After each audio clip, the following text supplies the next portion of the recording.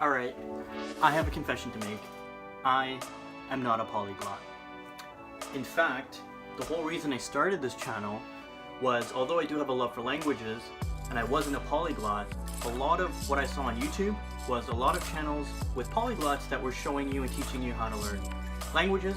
And I'm not saying that's a bad thing, in fact that's a great thing because I follow a lot of them to help me learn.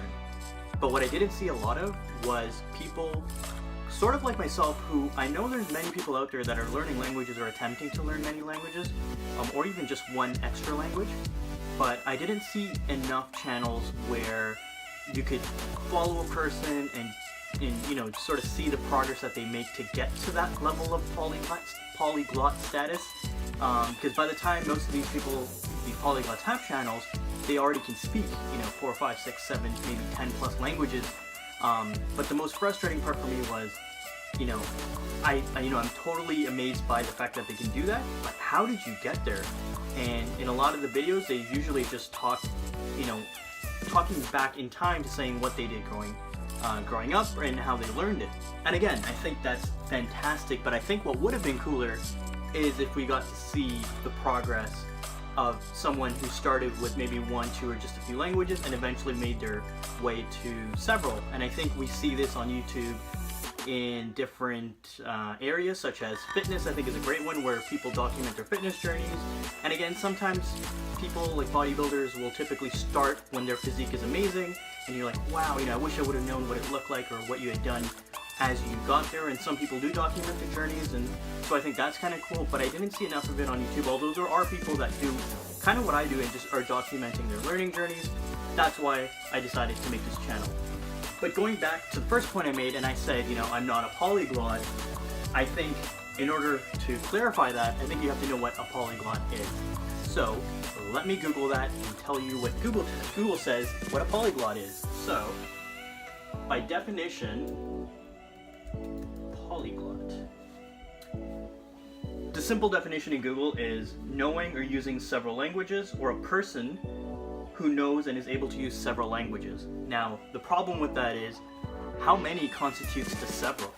If we look at the actual root of the word polyglot and look at poly, and I don't know off the top of my head what the definition of poly is, but if we look at it in the context of a polygon, like in terms of shapes, a polygon is any shape that has at least 3 sides, usually more. So if we look at 3 as the magic number, then a polyglot by definition is anyone that can speak 3 or more languages. Now I bet you were probably thinking, oh, but that's not a real polyglot. Usually, you know, polyglots you think probably speak at least 5, 6, 7 or more languages, but if we break down the definition of it, it's actually just 3. And if you take a step back and, you know, look at that definition, that probably includes a lot more people. It might already include yourself. It might include people you know who might not even know that they're polyglots, because the number is really 3. So yeah, just thought I would put it out there because I speak only, I would say 2.5. My German's not there yet, where I'd like it to be. I could count it maybe as my 3rd language, and in that case it would be, I technically could be a polyglot. But does the definition or does the label of polyglot really matter so much? Personally, I don't think that the label matters. For me, it's not something that I really put out there and say I'm an aspiring polyglot. I'm a language enthusiast. I love languages and I just want to learn as many as I can, and ones that are actually useful to me or of interest to me, and that's pretty much it. So I don't really care too much about the title. I know some people might, but you know, everyone's different, and I don't think that's right or wrong to like the title or not.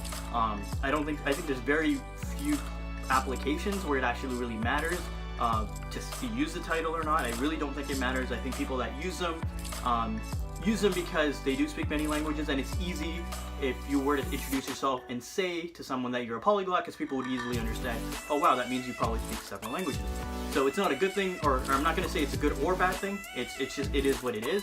Me personally, I don't really care for the title. I think it's cool, but I just wanted to make this really quick video to put it out there and to clarify things, because I'm not a polyglot. I might be. Does it really matter? I don't think so. If you love languages, that's, I think, all that matters. Continue learning the languages that you like.